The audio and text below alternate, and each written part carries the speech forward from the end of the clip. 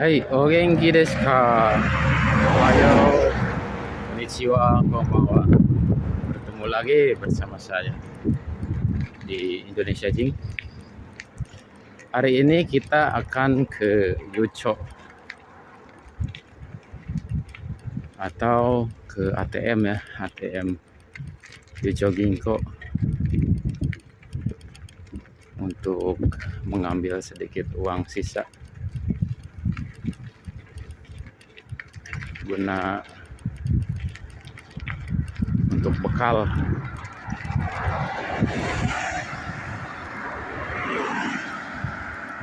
Untuk minasang atau sahabat semua yang ingin pergi ke Jepang atau yang bercita-cita bekerja di Jepang, minta tolong dipikir-pikir lagi, harap tekadkan dengan bulat ya, jangan sampai sudah nyampai Jepang sini merasa menyesal gitu. Karena untuk berita-berita di YouTube itu tidak semuanya benar. Misal gaji kita di sini itu sampai 40 juta, 30 juta. Itu tidak benar semua ya. Kenapa? Karena besar kecilnya gaji itu tergantung dengan jam kerja kita. Adapun perusahaan yang memang jam kerjanya itu tinggi sehingga untuk gajinya pun maksimal ya, bisa gede. Tapi untuk kaisa atau perusahaan yang jam kerjanya rendah atau minim, itu ya siap-siap aja gajinya mungkin tidak sesuai ekspektasi sahabat semua ya, di angka 30-40 itu. Nah biasanya kalau misal jam kerjanya normal, misal masuk jam 8 pagi pulang jam 5 sore, itu kita bisa dapat minimal 15 mang ya, itu kurang lebih. Tapi jangan berbesar hati dulu ya, karena itu belum dikurang untuk bekal kita ya selama sebulan menunggu gajian. Sedangkan untuk biaya hidup di Jepang sendiri itu tergolong ya relatif tinggi kalau dibanding dengan biaya hidup kita di Indo. Jadi pendapatan segitu itu belum termasuk untuk biaya hidup. Nah, jadi jangan terlalu berharap lebih ya untuk kita maksain ke Jepang sementara untuk mental, fisik itu belum dipersiapkan. Dan akan menjadi masalah ketika kita nanti sudah berada di Jepang.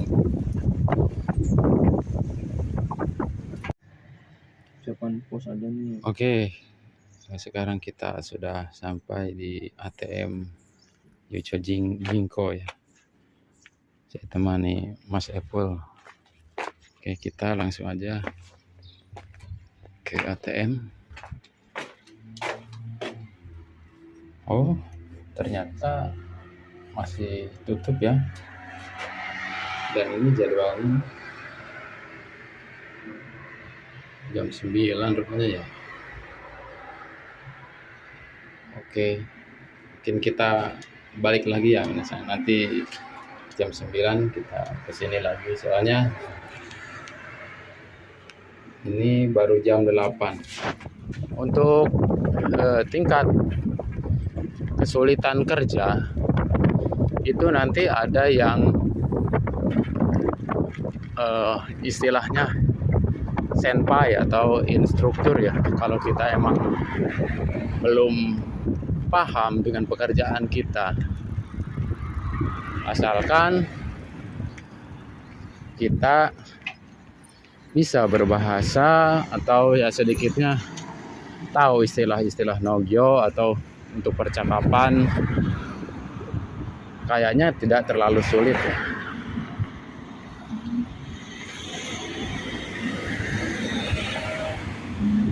Tidak terlalu sulit untuk berkomunikasi atau memahami apa yang menjadi tugas kita nanti.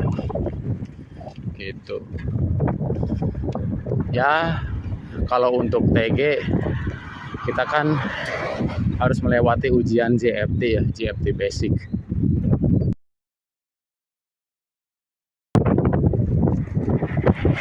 Di JFT Basic itu berarti kita sudah menguasai sedikitnya mungkin 20% dari Nihongo ya. Kita bisa ngerti. Kotobanya juga kan kalau udah lulus di JFT Basic itu lumayan agak banyak ya. Tapi jangan salah, ketika kita sudah ada di Jepang, bahasa sehari-hari itu mungkin minasang tidak menemukan bahasa-bahasa yang kita pelajari di LPK, tapi cenderung ke bahasa casual ya, bahasa sehari-hari. Mungkin kalau saya kasih contoh, misal aku watashi, kalau di sini itu boku. Kamu kalau bahasa di ini formalnya kan anata, di sini bisa jadi kimi gitu ya.